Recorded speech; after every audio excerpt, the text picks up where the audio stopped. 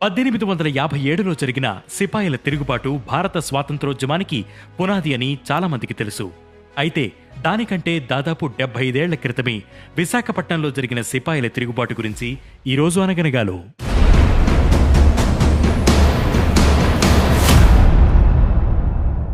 1857లో British East India కంపెనీపై సిపాయిల తిరుగుబాటు జరిగింది.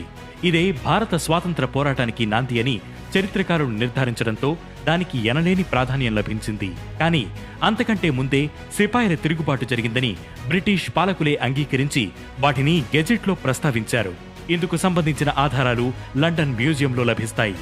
1780 అక్టోబర్ 3న విశాఖపట్నంలో, 1806లో తమిళనాడులోని వెల్లూరులో, 1824లో పశ్చిమ బెంగాల్లోని బారక్పూర్లో సిపాయిల తిరుగుబాట్లు జరిగాయి.